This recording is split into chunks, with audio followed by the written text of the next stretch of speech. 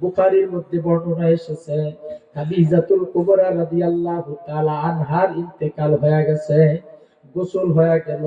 খাদিজার ইন্তেকালে নবীজি সব থেকে ব্যথিত হয়েছিলেন। ইতিহাসে ওই বছরটাকে আমুল হুজুন বলা হয়, মানে চিন্তার বছর। নবীজি এত চিন্তিত আর কোনোদিন হন নাই। ছোট্ট বয়সে বাবা ছাড়া জন্মগ্রহণ করছেন, বুঝতে পারেন নাই। মা জন্মের পরে মইরা গেছেন, তাও বুঝতে পারেন নাই, ছোট্ট মানুষ ছিলেন। দাদা আব্দুল মুত্তালিব লালন পালন করছেন, মইরা গেছেন। চাচা আবু তালিব লালন পালন করছেন, মইরা গেছেন। এরপরে মক্কার যুবকেরা মুহাম্মদ রে মাইরা ফালানের প্ল্যান করছিল। হযরতে খাদিজাতুল কুবরা নিজে তাকে রাখাল বানায়া তার ঘরে আশ্রয় দিয়েছিলেন। পরবর্তীতে সময় হযরত খাদিজাতুল কুবরা বয়ান করছেন, আল্লাহর কসম করে বলি, আমি মুহাম্মদুর রাসূলুল্লাহকে আমার ঘরে রাখাল হিসাবে নেই নাই, বরং আশ্রয় দেওয়ার জন্য একটা নাম দিয়া তারপরে আমার ঘরে নিয়েছিলাম। জোরে কর সুবহানাল্লাহ।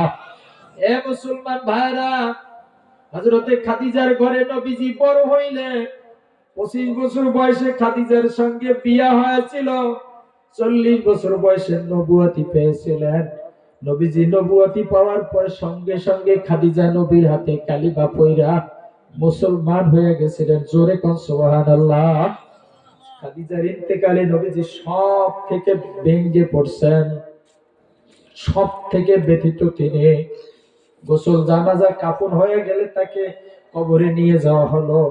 আল্লাহ নবী নিজ হাতে খাদিজাকে কবরের মধ্যে রাখছেন, পাথর চাপা দিয়ে দিছেন, মাটি চাপা দিয়ে দিছেন, দিয়ে আল্লাহ নবী মাথার কাছে দাঁড়ায় দাঁড়ায় কান্না শুরু করে দিছেন। সাহাবায়ে কেরাম আল্লাহ নবীর কান্না দেখে তারাও কাঁদতেছেন। দাড়ি মোবারক ভিজে ভিজে ভিজে ভিজে পানিগুলো পড়তেছিল। হযরতে আবু বকর দৌড়ায় গিয়ে আল্লাহর নবীর জামা টেনে ধরে বললেন, ওগো আল্লাহর নবী, আপনি যদি এইভাবে কান্না করেন সাহাবীরা সহ্য করতে পারবে না। আবু বকর দীর্ঘ সময় অনুরোধ করার পরে চলে আসলেন, নবী ফিরেও তাকালেন না। আবু বকর চলে আসলেন, আল্লাহর নবী আবার হাউমাউ করে কাঁদতেছেন। রাখালেরা পর্যন্ত বকরি ফালায়া দিয়ে তারপরে দৌড়ায় গিয়ে উপস্থিত হয়ে গেছে। রাখালেরাও যাইয়া দেখে সাহাবীরাও কাঁদেন, নবীজিও কাঁদতেছেন, রাখালেরাও কান্না শুরু করে দিছেন। আবু বকর আবার দৌড়ে গিয়া বলে, ওগো নবী, আপনি কাঁদবেন না, সাহাবীদের অবস্থা বড় নাজুক। আল্লাহ নবীর জড়ায় ধরে বলে, আমার ইবাদত দিয়া দিলাম, আমি আবু বকরের জীবনের সব ইবাদতটুকু উৎসর্গ করলাম, কিন্তু আপনি আর কাঁদবেন না। আবু বকরের জড়ায় ধরে আল্লাহ নবী কয়, আবু বকর, আমার এই কান্নায় বাধা দিও না। তুমি জানো না খাদিজাতুল কুবরা কে? এই জমিনে আমার মা ছিল না, বাবা ছিল না, আমার আশ্রয় দিছে খাদিজাতুল কুবরা। আমার হাতে সর্বপ্রথম ইসলাম কবুল করছে, তার সম্পদ ইসলামের জন্য বিলীন করে দিছে। মাঝে মাঝে দেখতাম এই হাতগুলো সব রক্তাক্ত হয়ে যাইতো, গাল বেয়ে বেয়ে কান বেয়ে বেয়ে রক্ত পড়ে।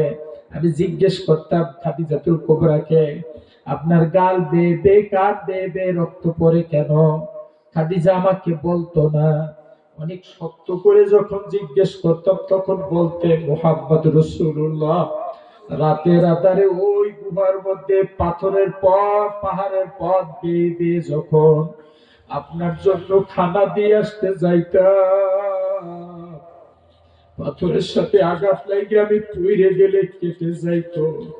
মুহাম্মদ রাসূলুল্লাহ বলতেন, কখনোই তো আমাকে বলেন নাই। খাদিজাতুল কুবরা বলতেন, মুহাম্মদুর রাসূলুল্লাহ আপনি এতিম, এই জমিনে আপনার বাবা ছিল না, মাও নাই, আপনার কাছে বললে আপনি সহ্য করার মতো ক্ষমতা আপনার ছিল না, এজন্য আমি গোপনে গোপনে ওটাকে আড়াল করে নিছি, বলি নাই। আবু বকর এইভাবে করে আমাকে সান্ত্বনা দিছে সারা জীবন। ওই খাদিজা আজকে চলে গেছে কবরে, খাদিজারে এখানে রাইখা আমি বাড়িতে গিয়ে আরাম আয়েশ করবো, আবু বকর এটা আমি পারবো না।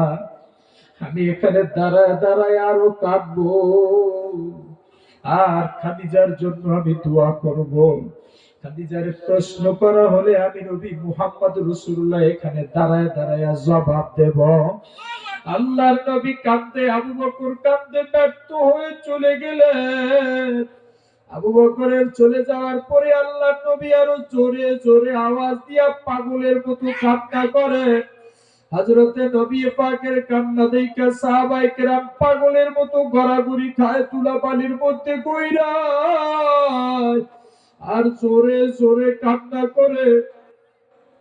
হযরতে জিবরিল আমিন আয়েশা সালাম দিয়া কয়, গো আল্লাহর নবী,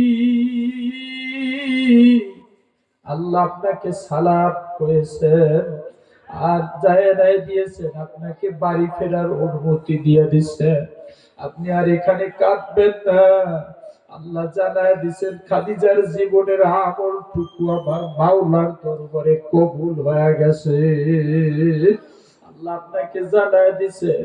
খাদিজাকে প্রশ্ন করা হলে খাদিজার প্রশ্নের জবাব আল্লাহ আসমান থেকে নিজে দিয়ে দিবে।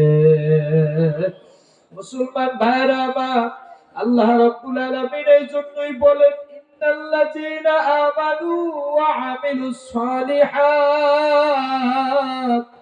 কানাত লাহুম জান্নাতুল ফিরদাউসি নুজুলা। এ বাবা, কিয়ামতের ময়দানে কত লজ্জা পাওয়া লাগবে।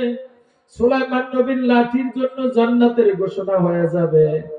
সুলাইমান নবীর হুদহুদ পাখির জন্য, মুসা নবীর লাঠির জন্য, সালে নবীর উষ্টির জন্য, মুহাম্মদ রাসূলুল্লাহর হেলান দেওয়া মরা খেজুর গাছটার জন্য জান্নাতের ঘোষণা হয়ে যাবে। একটা লজ্জার বিষয়, কিয়ামতের ময়দানে যদি মুসা নবীর লাঠি জান্নাতে যায়, সুলাইমান নবীর হুদহুদ পাখি জান্নাতে যায়, মুহাম্মদ রাসূলুল্লাহর খেজুর গাছ যদি জান্নাতে যায়, আর আমার জন্য যদি জাহান্নামের ঘোষণা হয়ে যায়, এর থেকে লজ্জা আর দুর্ভাগা এই জীবনে আর হতে পারে না।